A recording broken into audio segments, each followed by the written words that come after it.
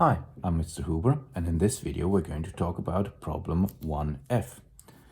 f of x is x plus 1/2 squared minus 3/4. Well, you know that this will be a happy parabola.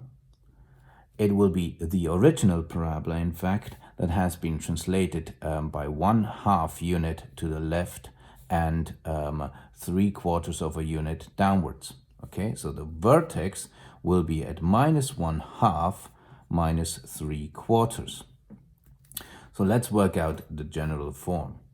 F of x is x squared plus 2 times 1/2 times x plus 1/2 squared minus 3/4. So this is just a binomial formula, don't forget that. So it's x squared plus x plus 1/4 minus 3/4. So that's minus 2/4, which is minus 1/2.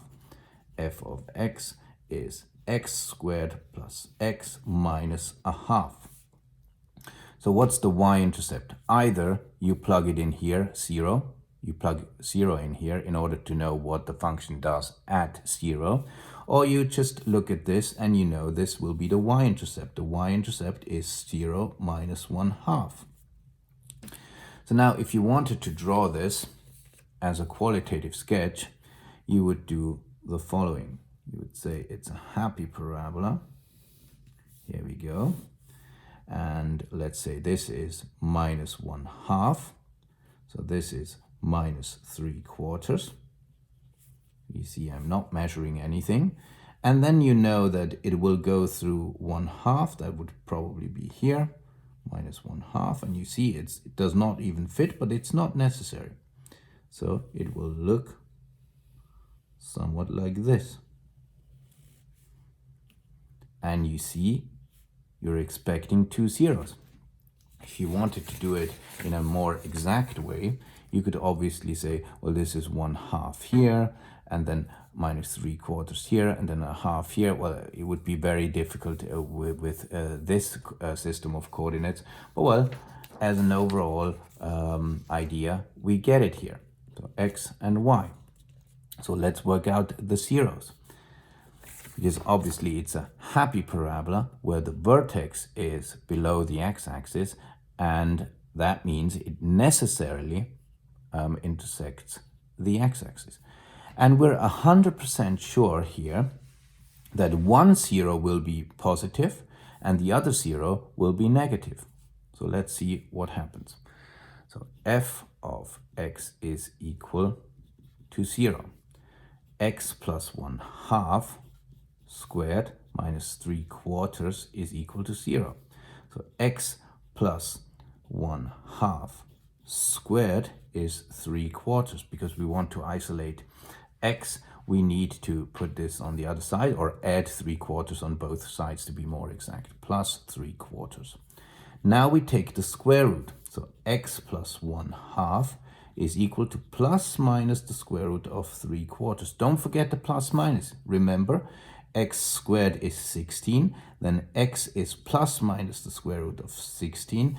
X is plus minus 4. Don't forget that, because 4 squared is 16, and minus 4 squared is 16.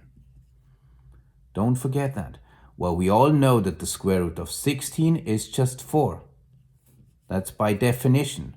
But well, you need to have the plus minus here in front of your square root. So if you just hide the plus minus, it will still be just 4, as in the square root of 16, because it's defined in a positive way, or positively.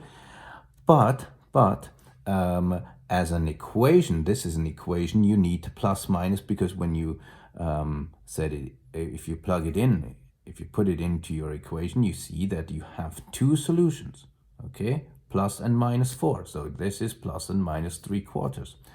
And then x is equal to 1 and minus 1/2 plus minus the square root of 3/4. Well, if you wanted, you could write x is equal to minus 1/2 plus minus the square root of 3 over 1/2. Okay, and now you could type it in. So let's see what happens. So minus 1/2 minus 1/2 plus the square root of 3 divided by 2. That's 0.37 when rounded to 2 digits after the decimal point. And then let's do the same thing with a minus here. Okay, now I'm changing this to a minus. And I'm going to get minus 1.36, minus 1.37. Minus 1.37.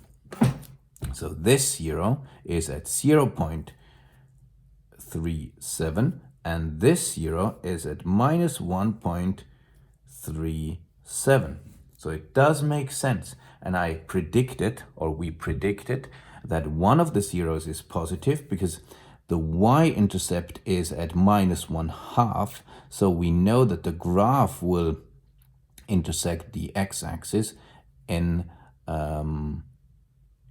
at a positive x, and over here clearly at a negative x. So I hope it wasn't too difficult to understand. See you on the next one.